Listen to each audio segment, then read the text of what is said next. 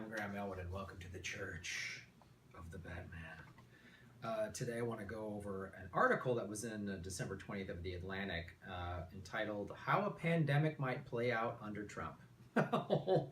This one's going to be fun.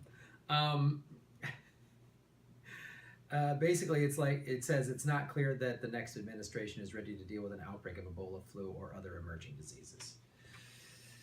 Oh man.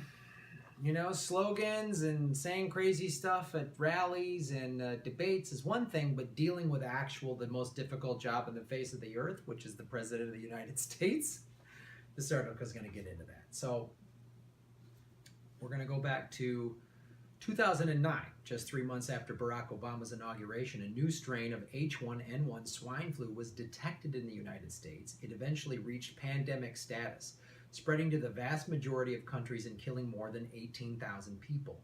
In September 2012, in the dusk of Obama's first term, a new flu-like disease called Middle East Respiratory Syndrome, or MERS, was described in Saudi Arabia. America saw 2 cases. In December 2013, a year into Obama's second term, the biggest Ebola outbreak in history began in Guinea before spreading to 10 countries and killing 11,000 people. 4 cases reached the U.S., and by the time the epidemic officially ended in early 2016, the Zika virus had already started sweeping the Americas.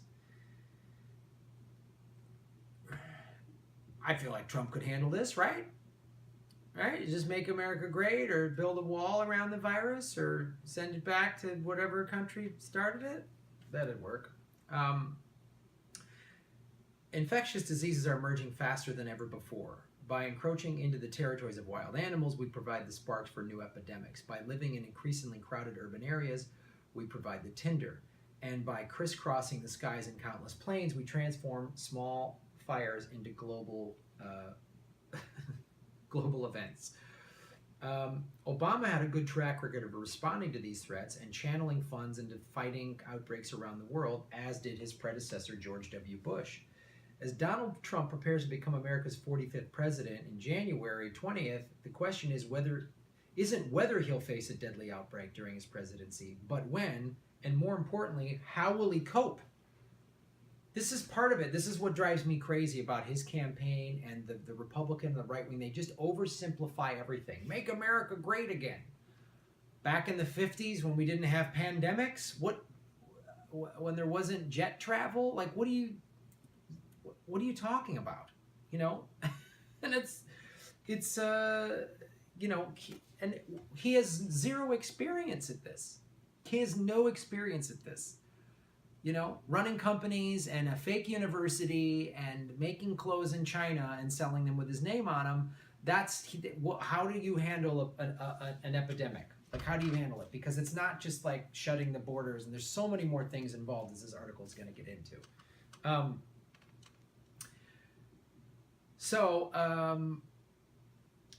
Bioethicist Art Kaplan from the New York University School of Medicine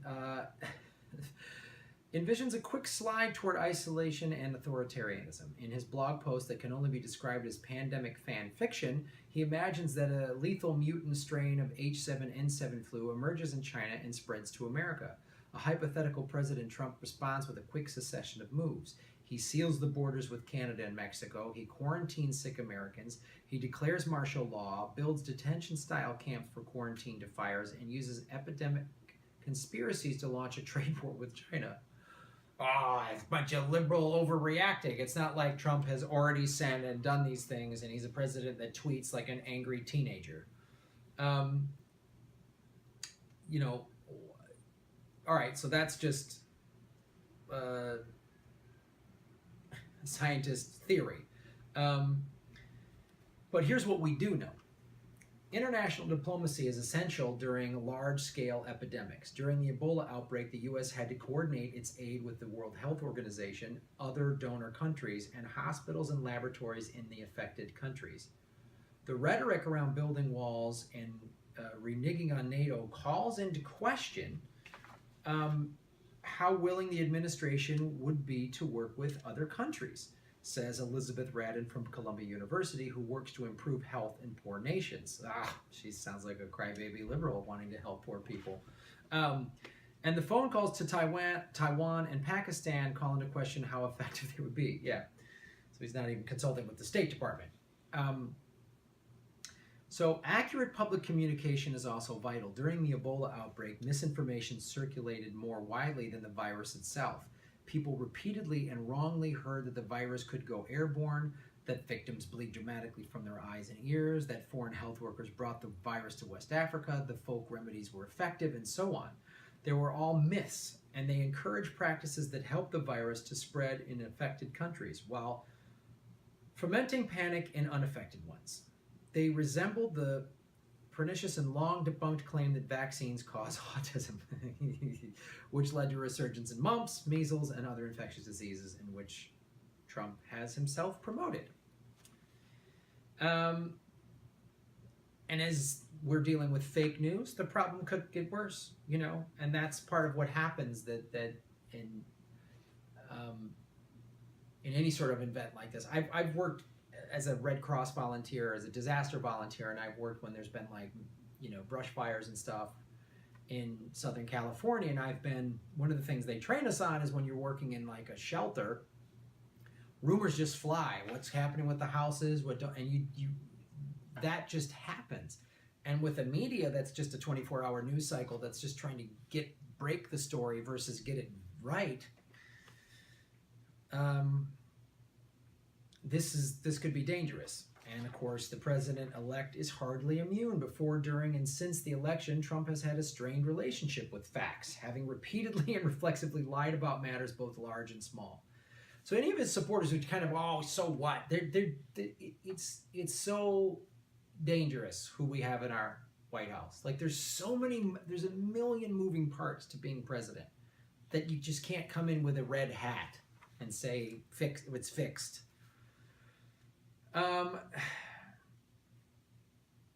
He is avoiding most of his daily intelligence briefings, and he has no prior military or political experience, but we shouldn't worry about that because he said, quote, "I'm like a smart person," in an interview, so that's comforting. Lieutenant General Mike Flynn will be Trump's chief counsel on national security, has shown a willingness to believe and push conspiracy theories. These actions portray an incoming administration with a casual disregard for evidence, an unwillingness to tap into the expertise around them, and a reckless self-confidence. They suggest that in an outbreak, Trump is more likely to heed his own counsel than that of the Centers of Disease Control and other relevant experts, and he is likely to project that counsel to over 17 million followers. Well, if I have a gun, I can shoot that virus down, can't I? Consider what happened during the Ebola outbreak, well before Trump announced his candidacy. On Twitter, he rejected evidence that Ebola is less contagious than is commonly perceived, since it only can be transmitted through bodily fluids. Quote, "He is very adept at using social media to rally supporters, but has also been inconsistent at sticking to message," says Radin. And ad-libbing, rambling, or flying off the handle can be very dangerous in an epidemic. Trump's Ebola tweets also revealed how he might deal with an outbreak as president. He repeatedly called for the U.S. to stop all flights from Ebola-infected countries, even though no such direct flights existed, and even though flight bans don't work. Several countries enacted such bans during the SARS epidemic of 2003 and the swine flu pandemic of 2009, but to no avail. It's impossible to fully seal a country. When air travel is blocked, people will move by land, sea, and alternative routes that are even harder to track. And back in the source nation, fearful patients go underground, making it even harder to stop the outbreak and paradoxically increasing the odds that it will spread. That's what this paranoia does. Lock the borders, seal them off, lock them up, put them in quarantine. If you think you might be sick, you're not going to come forward, or you're afraid you're going to get locked in some sort of Trump, quarantine pandemic detention camp, which is all he's talking about, is locking down the borders. And during that Ebola outbreak, again, he said that American health workers who became infected should be stopped from re-entering the country. Quote, "Keep them out of here," he asserted. "People that go to faraway places to help are great, but must suffer the consequences." That's what he said. It's in writing. This isn't the liberal media conjuring up stuff. As global health researcher Jeremy Yu wrote, "The framework seems infected The framework sees infected persons as an enemy to be contained and avoided rather than as people who need treatment. Given that mindset, it seems likely that Trump will be reluctant to send American aid to help with outbreaks in other countries. Indeed, during the Ebola crisis, when Obama sent the military to the affected countries to help with relief, Trump called him dumb.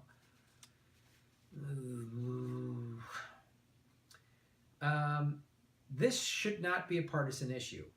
Right. It shouldn't.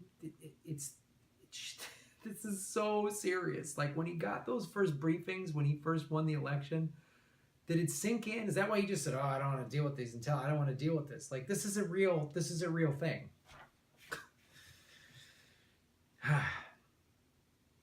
In 2003, George W. Bush created the President's Emergency Plan for AIDS Relief, PEPFAR, which has offered antiviral drugs to almost 11.5 million people in sub-Saharan Africa, up from 50,000 before the plan. With over $72 billion in funding since its conception, PEPFAR had been billed as the largest global health initiative focused on a single disease ever undertaken.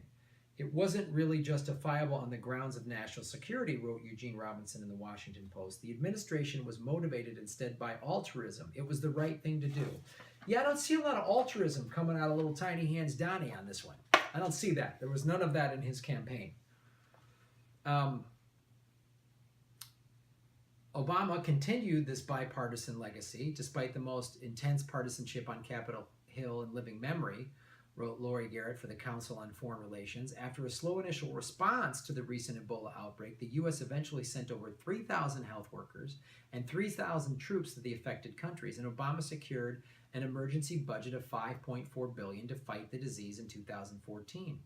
During that same year, he launched the Global Health Security Agenda, GHSA, bringing together nearly 50 nations and organizations to improve the world's ability to detect and respond to new infectious threats. The U.S. has committed more than $1 billion to the program, half of which will be focused on Africa. Hillary had a pretty good track record dealing with global health. Say what you want to say about her, but in her time in the Senate, Secretary of State, Global Health Force is very pro-Hillary, and there would have been a deep bench of talent to play her philosophy out. But that's not where we're at. Trump's plans are unclear. When asked about whether he would commit to doubling the number of people receiving treatments through PEPFAR, he said, "I believe strongly in that we are going to lead the way."